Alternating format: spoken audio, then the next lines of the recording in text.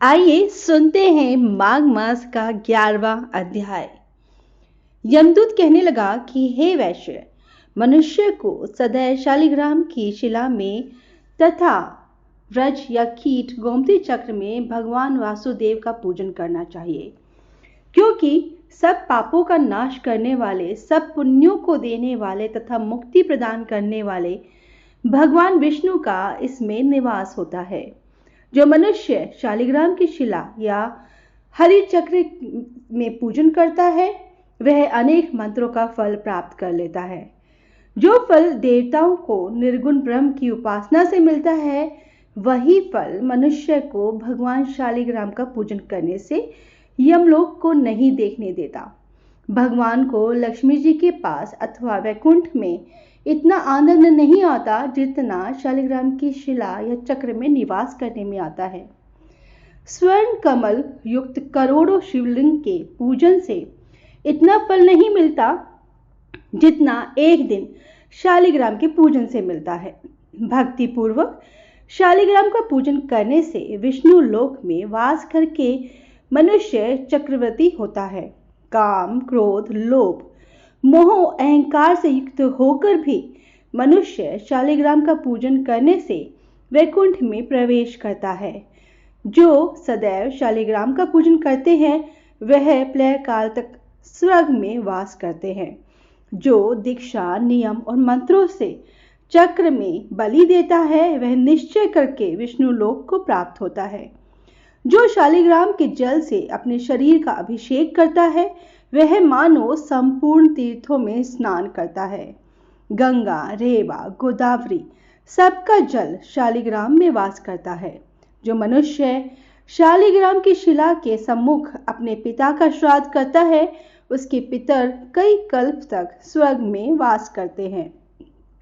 जो लोग नित्य शालिग्राम की शिला का जल पीते हैं, उनके हजारों बार पंचगव्य पीने से क्या प्रयोजन। यदि शालिग्राम की शिला का जल पिया जाए तो सहस्त्र तीर्थ करने से क्या लाभ। जहां पर शालिग्राम है, वह स्थान तीर्थ स्थान के समान ही है। वहां पर किए गए संपूर्ण दान, होम करोड़ों गुना फल को प्राप्त होता है।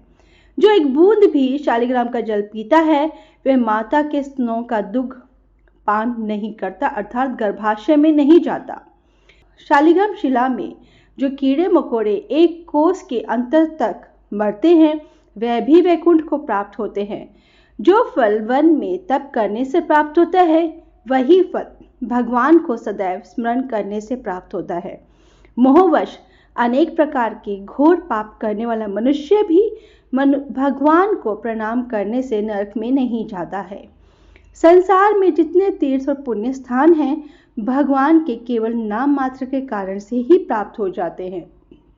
माघ मास महात्म्य की कथा का यह 10वां अध्याय संपूर्ण हुआ।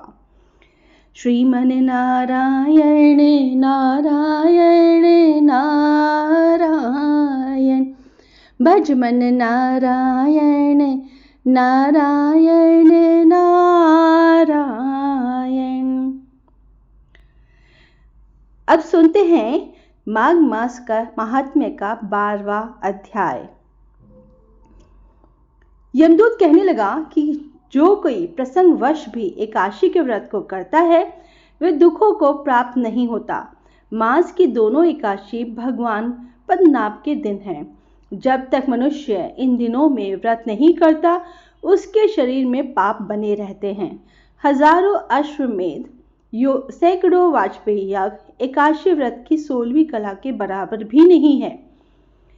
एकादशी के दिन व्रत करने से 11 इंद्रियों से किए गए सब पाप नष्ट हो जाते हैं। गंगा, गया, काशी, पुष्कर, कुरुक्षेत्र, यमुना, चंद्रभागा कोई भी एकादशी के तुल्य नहीं है। इस दिन व्रत करके मनुष्य अनायास ही वैकुंठ लोक को प्राप्त करता है। एकादशी को व्रत और रात्रि जागरण करने से माता पिता और स्त्री के कुल की 10-10 पीढ़ियां उद्धार पाती हैं। वह पीतांबरधारी होकर भगवान के निकट रहते हैं। बाल, युवा और वृद्ध सब तथा पापी भी व्रत करने से नरक में नहीं जाते। यमदूत कहता है कि हे वैश्य, मैं सूक्ष्म में तुमसे नरक से बचने का धर्म कहता हूँ। मन, क्रम और वचन से प्राणी मात्र का द्रोह न करना, इंद्रियों को वश में रखना, दान देना, भगवान की सेवा करना, नियम पूर्वक वर्णाश्रम धर्म का पालन करना, इन कर्मों के करने से मनुष्य नरक से बचा रहता है। स्वर्ग प्राप्त करने की इच्छा से मनुष्य गरीब भी हो तो भी जूता, छतरी, अन्न, धन, जल कुछ न कुछ दान देता रहे।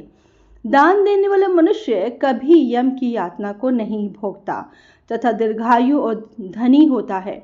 बहुत कहने से भी क्या, अधर्म से ही मनुष्य बुरी गति को प्राप्त होता है। मनुष्य सदैव धर्म के कार्यों से ही स्वर्ग प्राप्त कर सकता है। इसलिए बाल्यावस्था से ही धर्म के कार्यों का अभ्यास करना चाहिए।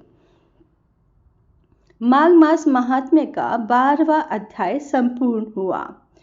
श्रीमन नारायण नारायण नारायण, भज मन नारायण नारायण नारायण। माघ मास का 13वां अध्याय। विकुंडल कहने लगा कि तुम्हारे वचनों से मेरा चित्त अति प्रसन्न हुआ है, क्योंकि सज्जनों के वचन सदैव गंगा जल के सदृश पापों का नाश करने वाले होते हैं। उपकार करना तथा मीठा बोलना सज्जनों का स्वभाव ही होता है। जैसे अमृत मंडल चंद्रमा को भी ठंडा कर देता है। अब कृपा करके यह भी बतलाइए कि किस प्रकार मेरे भाई का नरक से उद्धार हो सकता है। तब दूत कुछ देर ज्ञान की दृष्टि से विचार कर मित्रता रूप रस्से से बंधा हुआ बोला कि हे वैश्य, यदि तुम अपने भाई के लिए स्वर्ग की कामना करते हो तो जल्दी ही अपने 8 जन्म के पुण्य फल को उसके निमित्त अर्पण कर दो। तब विकुंडल ने कहा कि हे दूत, यह पुण्य क्या है और मैंने कौन से जन्म में और कैसे किया है, सो सब बतलाओ, फिर मैं अपना पुण्य अपने भाई को दे दूंगा। दूत कहने लगा कि हे वैश्य, सुनो, मैं तुम्हारे पुण्य की सब कथा कहता हूँ। पूर्व समय में मधुवन में शाल्की नाम का ऋषि था। वह बड़ा तपेश्वरी ब्रह्मा के समान तेज वाला था। नवग्रह की तरह उसकी स्त्री रेवती के 9 पुत्र थे, जिनके नाम ध्रुव, शशि, बुध, तार, ज्योतिमान थे। इन 5 ने गृहस्थाश्रम धारण किया तथा निर्मोह, जीतमाय, ध्यानिष्ठ तथा गुणात्मक ये 4 संन्यास ग्रहण कर वन में रहने लगे। ये शिखा सूत्र से रहित पत्थर और सोने को समान समझते थे। जो कोई अच्छा या बुरा उनको अन्न देता वही खा लेते और कोई कैसा भी कपड़ा दे देता उसको ही पहन लेते। सदैव ब्रह्म में ही ध्यान में लगे रहते। इन 4 ने व्रत, शीत, निद्रा और आहार सबको जीत लिया। बस चर अचर को विष्णु रूप समझते हुए मौन धारण करके संसार में विचरते थे। ये 4 महात्मा तुम्हारे घर आए। जब तुमने मध्याह्न के समय भूखे प्यासे इनको आंगन में देखा तो तुमने गदगद कंठ से आंखों में आंसू भरकर इनको नमस्कार करके इनका बड़ा आदर सत्कार किया। इनके चरणों को धोकर बड़े प्रेम से तुम इनसे कहने लगे कि आज मेरे अहोभाग्य हैं, आज मेरा जन्म सफल हुआ, मुझ पर भगवान प्रसन्न हुए, मैं स्नात हुआ, मेरे माता पिता, पत्नी, पुत्र, गो आदि सभी धन्य हैं जो आज मैंने हरि के सदृश आपके दर्शन किए। सो हे वैश्य, इस प्रकार तुमने श्रद्धा से उनका पूजन किया और चरण धोकर जल को मस्तक से लगाया। फिर विधि पूर्वक इनका पूजन करके तुमने इन सन्यासियों को भोजन कराया। इन सन्यासियों ने भोजन करके रात को तुम्हारे घर में विश्राम किया और ब्रह्मा के ध्यान में लीन हो गए। इन सन्यासियों के सत्कार से जो पुण्य तुमको मिला सो मैं भी कहने में असमर्थ हूँ, क्योंकि सभी भूतों में प्राणी श्रेष्ठ है। प्राणियों में बुद्धि वाले, बुद्धि वालों में मनुष्य, मनुष्यों में ब्राह्मण, विद्वानों में पुण्य आत्मा और पुण्य आत्माओं में ब्रह्म ज्ञानी सर्वश्रेष्ठ हैं। ऐसी ही संगति से बड़े बड़े पाप नष्ट हो जाते हैं।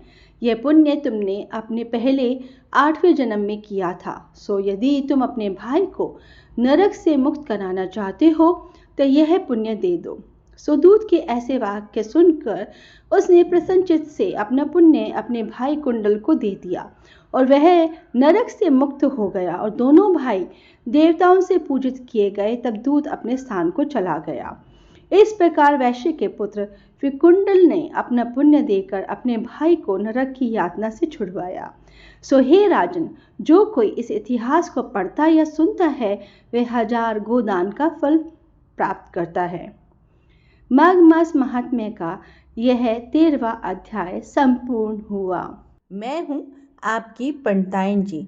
दोस्तों, जैसे हमारे दादा दादी के समय में हर त्योहार और व्रत कथा सुनाने के लिए पंडिताइन जी होती थी, ठीक उसी तरह से मैं हूँ आपकी ऑफिशियल पंडिताइन जी। हमारे इस चैनल पर आपको मिलेगी हर व्रत त्योहार की कथा, पूजा विधि और विशेष उपाय। जैसे हर कथा के अंत में पंडित जी को दक्षिणा दी जाती है, वैसे ही आप भी दक्षिणा में मुझे थोड़ा सा प्यार और मेरी हर वीडियो को एक लाइक और शेयर कर दीजिएगा। अगर आप इस चैनल पर नए हैं तो इस चैनल को सब्सक्राइब जरूर कीजिएगा और कमेंट बॉक्स में ओम नमो भगवते वासुदेव अवश्य लिखिएगा। ओम नमो नारायण, ओम नमो नारायण, ओम नमो नारायण।